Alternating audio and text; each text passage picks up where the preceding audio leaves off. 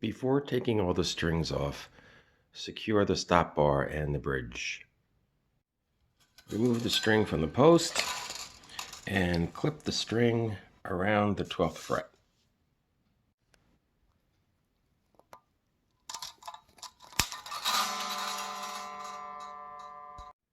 Wrap the cut string in a circle. There are 23 spaces between the frets on this guitar. So lay out your tape, and we're going to double them. We're going to double each one like this one is. This one's already doubled. When complete, it should look like this. And to protect the guitar, got a cardboard template I made. Very easy to make this. Covers that up. I'll also take another piece that I have and put it over here.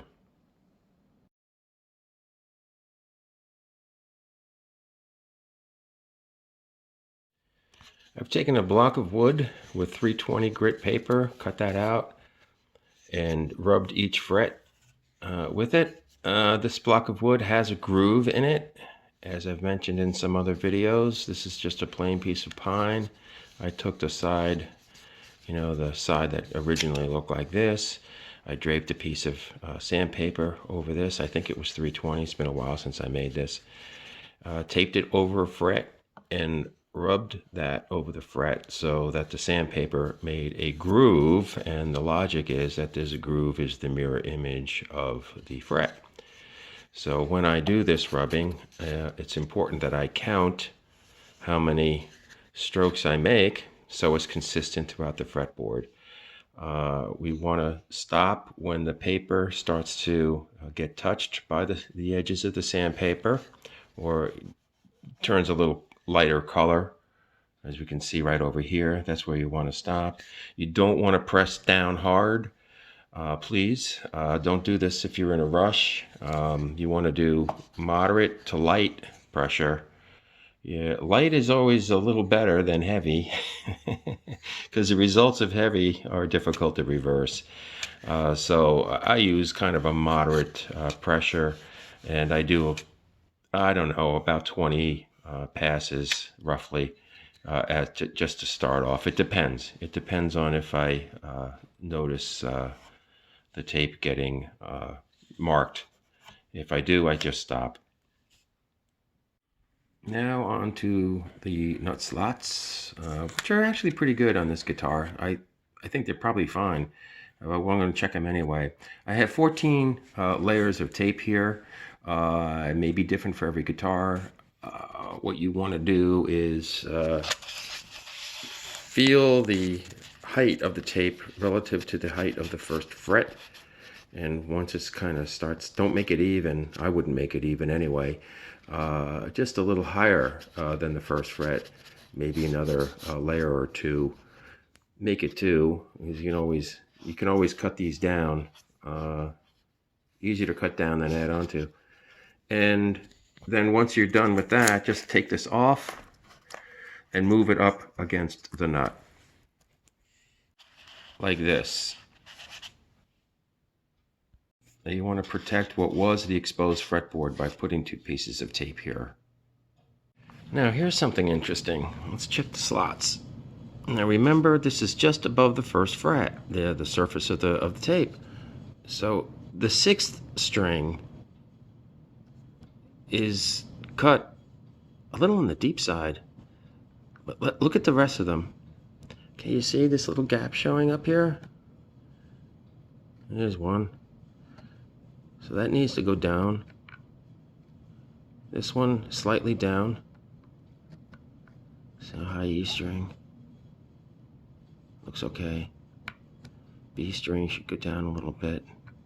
G string. D is the highest.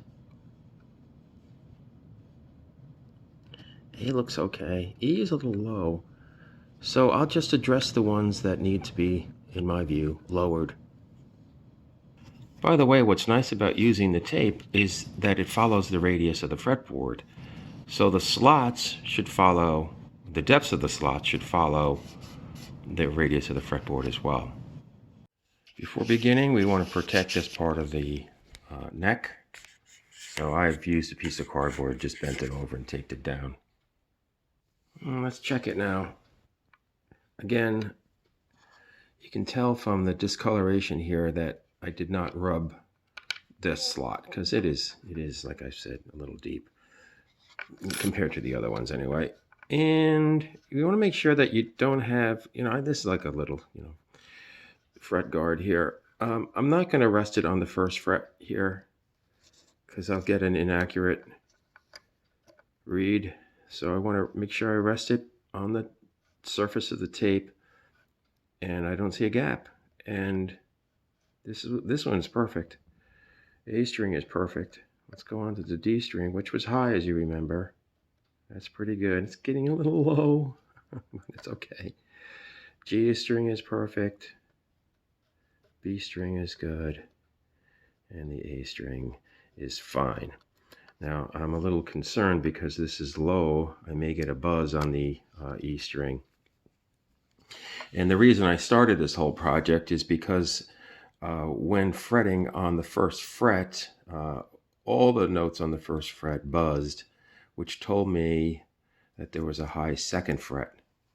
So I just decided, here's the second fret here, I just decided to just do all the frets today. Now I've moved the tape that was covering this fret up, and just as a last effort here, I'm going to take some 2000 grit sponge here and get these at an automotive store and just lightly rub back and forth on the fret. This is not really necessary to do this, but while I have all the strings off and the guitar is taped up, I will do this. And this is what's nice about having the cardboard here. You never have to worry about scratching the surface of the guitar with that protective cardboard there. I think that cardboard came from a cereal box.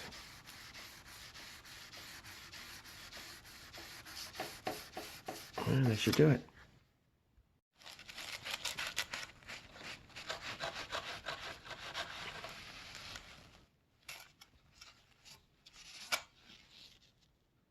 Alright, a few moments ago, I used the fret guard here. Maybe it's more important to call it a fingerboard guard. But anyway, I used this as a straight edge to check the heights of these frets. And now the second one was rocking quite a bit.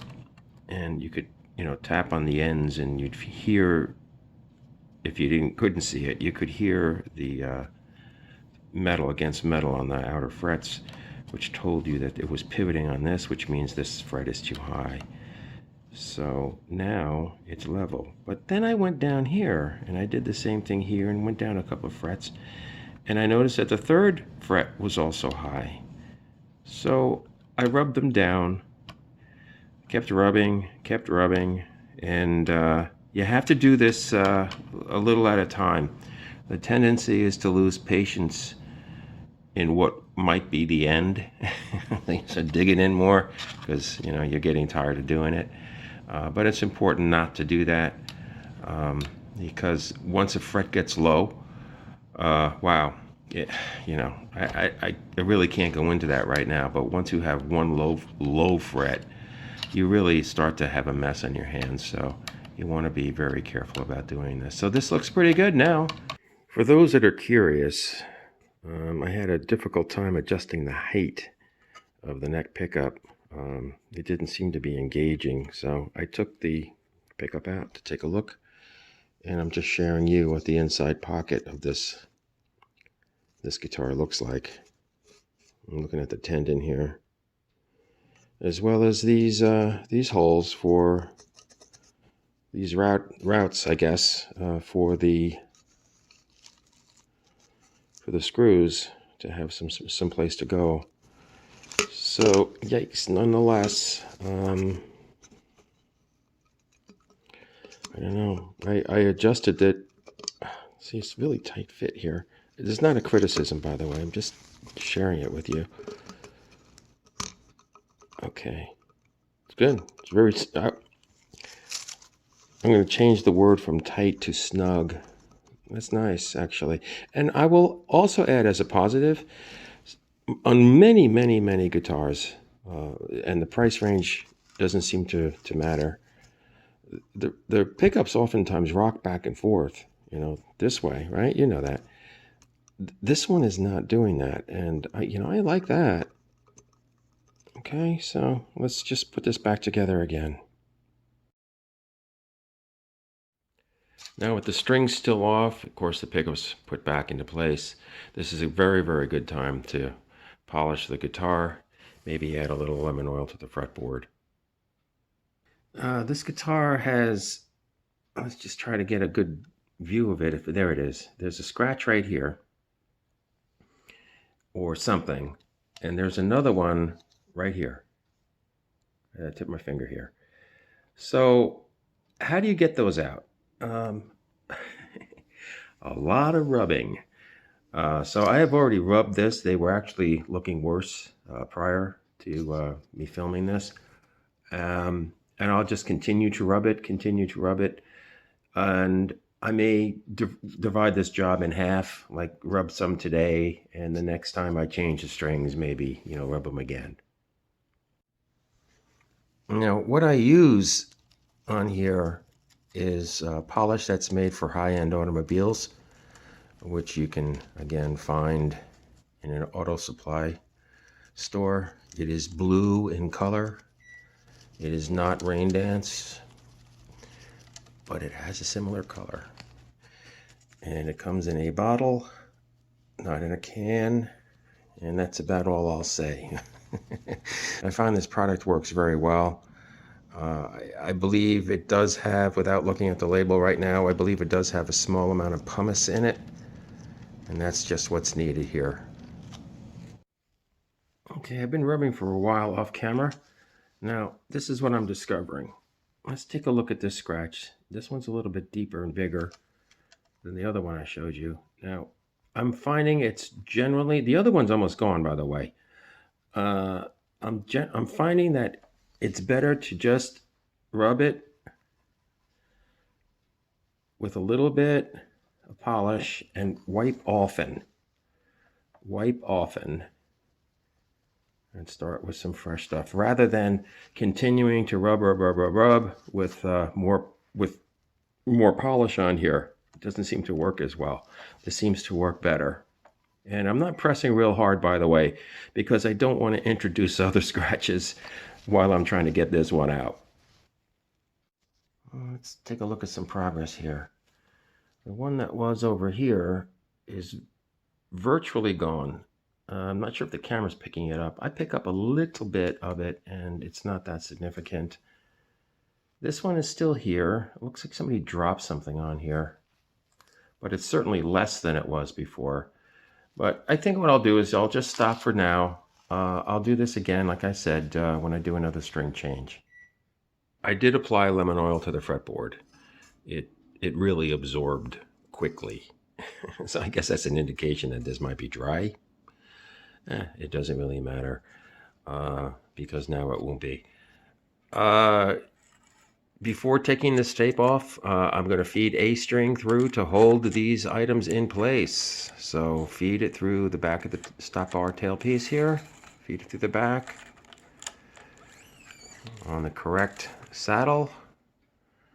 And we'll come up here to the top of the neck. I know a lot of you know this, but there are people that might watch this that never did this kind of thing before. And I'm thinking of parents who may have bought a guitar like this for their kid, and they need some assistance here without, they might live far away from a music store, for example. So nonetheless, I'm going to come up here. I'm going to go about, I don't know, what is that, about an inch, inch and a half. Push this back. I'm going to put it through the hole, push it back, and then start winding the peg. Here's a shortcut way of doing this. Line up each of these posts. These are called posts. Have a hole in them. You can see it here. And that's for the string to go through. There's a couple of different ways to tie a string around a post. I'm just going to give you a basic one. and bring the string. Here's a shortcut way. Bring the string up to the top of the headstock here on this style guitar. Either that or go up about, maybe 2.5 inches past the post. Just prior to putting the strings on, taking some Vaseline and putting it inside each of these slots.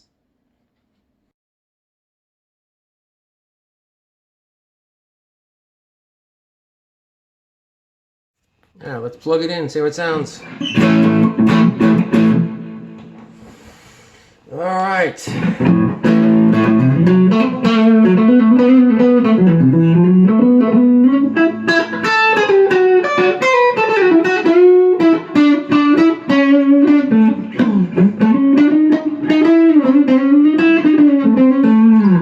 Okay, there's a neck pickup. This is the bridge pickup.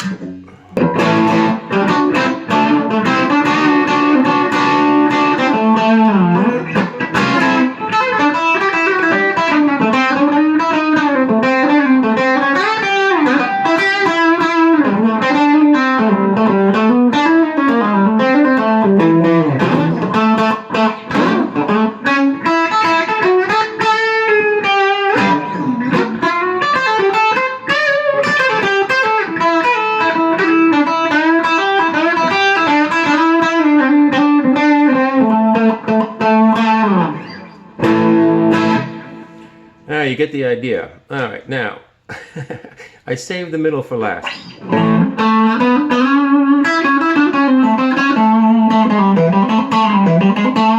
Now, why did I do that? Because this is not your usual wiring for the middle pickup. This is out of phase. It came like that. If you ever had any trouble figuring out if a guitar's out of phase, and you play on the G string, that usually makes it stick out a lot.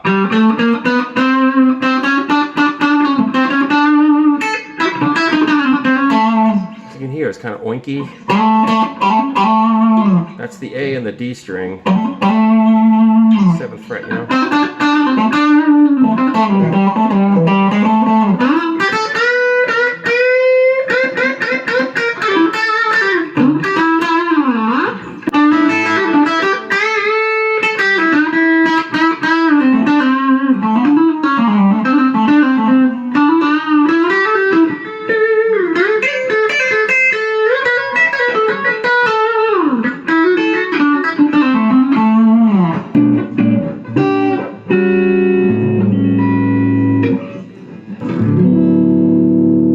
You get the idea. In the middle again.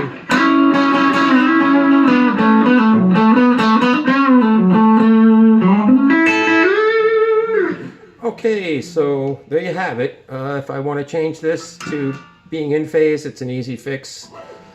A couple of wiring things back here, no big deal. So there you have it. Hope this helps you out. Hope you enjoyed everything. Talk to you later.